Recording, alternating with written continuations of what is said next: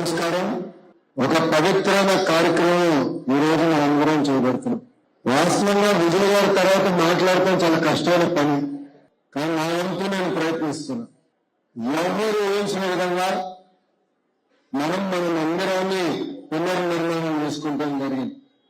నేను ఎన్నోసార్లు మన గ్రామానికి వచ్చినా, చర్చికి వచ్చినా, గుడికి వెళ్ళినా ఒకటే చెప్తా, దేవుడు మనకి పరీక్షలు పెడతాడు. ఒక్కొక్క కుటుంబానికి ఒక్కొక్క రకమైన పరీక్ష పెడతాడు. కానీ ఆ పరీక్ష జయించే శక్తి కూడా దేవుడు మనకి ఇస్తాం జరుగుతుంది.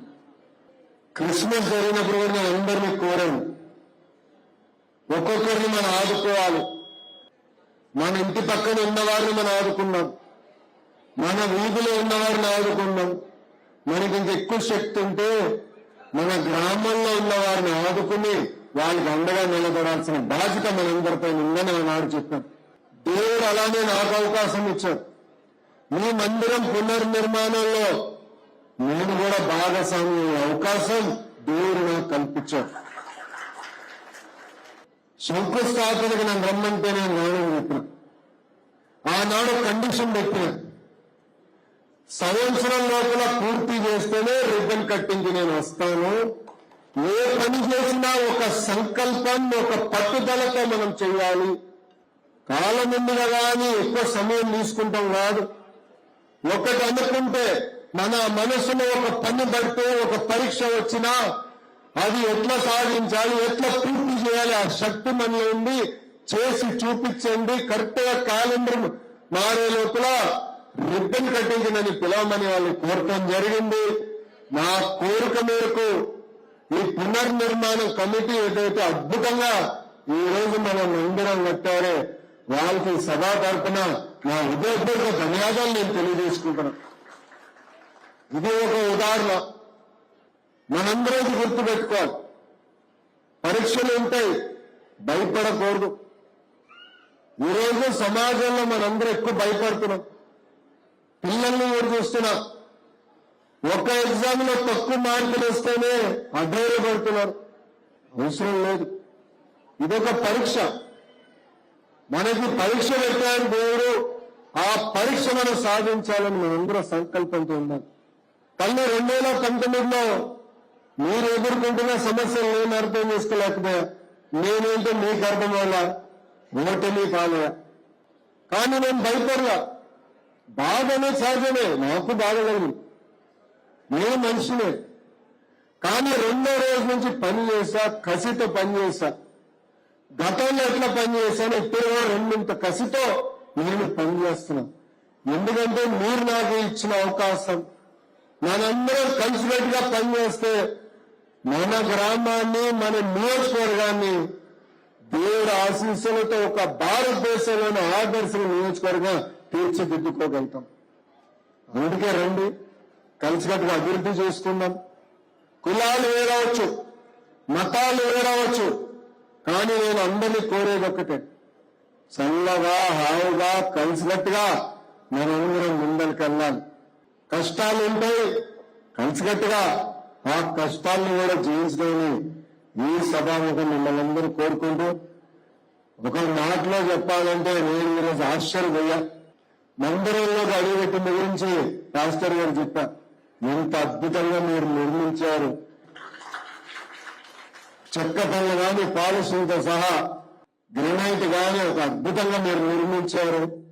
ఆనాడు పెద్దల్ని కోరా, కనీసం 100 సంవత్సరాలు ఉండేలాగా మందిరం నిర్మించాలని ఆనాడు కోరాను. 100వ కూడా మీరు కట్టిన కట్టుడు చూస్తుంటే 200 సంవత్సరాలైనా మన మందిరం ఇట్లనే అద్భుతంగా ఉండాలి, సమాజానికి ఒక దారి చూపించాలని పెద్దలందరినీ కోరుకుంటూ, నాకింత అద్భుతమైన అవకాశం ఇచ్చిన మీ అందరికీ పేరు పేరున నా హృదయపూర్వక ధన్యవాదాలు తెలుపుకుంటూ మీ అందరి గురించి సెలవు తీసుకుంటున్నా. అందరికీ నమస్కారం. శాశ్వతమైన ప్రేమతో మమ్మల్ని ప్రేమిస్తున్న తండ్రి, ఏకమైన మహోన్నతమైన నామమును స్తుతిస్తూ ఉన్నాం. ఈ దేశము 77వ గణతంత్ర దినోత్సవాన్ని ఎంతో వైభవంగా జరుపుకుంటూ ఉంది. 140 కోట్ల ఈ దేశ ప్రజలందరి కొరకై మిమ్మల్ని మహిమపరుస్తూ ఉన్నాం. ఎంతో సంక్లిష్ట పరిస్థితుల్లో ఉన్నప్పుడు నాయన తండ్రి మా ముఖ్యమంత్రి వర్యులను మీరు జ్ఞాపకం చేసుకున్నారు. వారి గురించి క్రైస్తవ సమాజం ప్రార్థించినప్పుడు వారికి ఇచ్చిన విడుదలను బట్టి మీకు వందనాలు. ఈ సమాజాన్ని ఎంతో చక్కగా అర్థం చేసుకుంటున్న మంత్రివర్యులు శ్రీ నారా లోకేష్ గారి కొరకై వందనాలు. ఎంతో గొప్ప భావజాలము కలిగి ఈ సమాజాన్ని గురించి లోతుగా ఆలోచిస్తూ ఈ స్పీడ్ యుగంలో కాలముతో మనము కూడా మార్పు చెందాలి అని బీదలు, అన్నార్థులు, అభాగ్యులు ఎడల వారెంతో శ్రద్ధ కలిగి వారి విమోచన కోసమై, విడుదల కోసమై చేసే ప్రతి ప్రయత్నములో మీరు తోడుగా ఉన్నందుకు స్తోత్రాలు. వారి నాయకత్వాన్ని బలపరచండి, కుటుంబాన్ని దీవించండి, వారు అడుగుపెట్టే ప్రతి స్థలమును దీవించండి.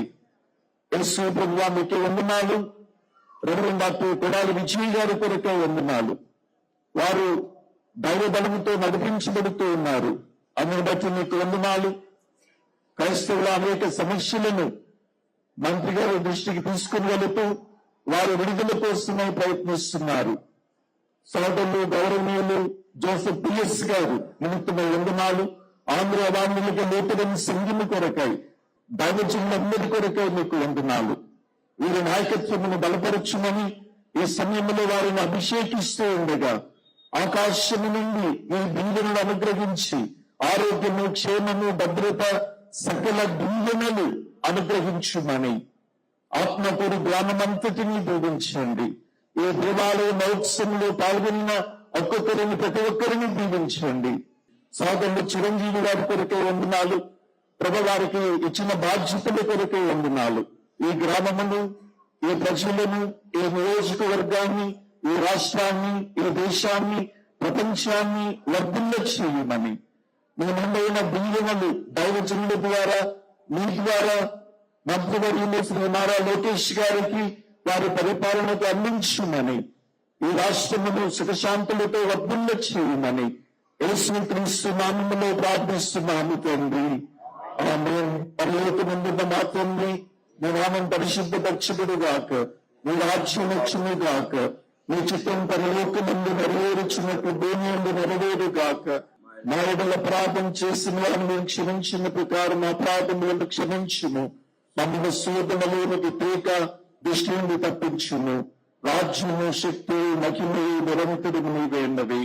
మన యేసుక్రీస్తు వారి కృప, తండ్రి అయిన దేవుని ప్రేమ, పరిశుద్ధాత్మ దేవుని దీవెనలు ఇక్కడ చేరిన మీరందరికీ, ప్రత్యేకించి గౌరవ మంత్రివర్యులు శ్రీ నారా లోకేష్ గారికి, వారి నాయకత్వానికి ఈ రాష్ట్రమంతటికి తోడై దీవించుగాక. ఆమేన్. God bless you, sir.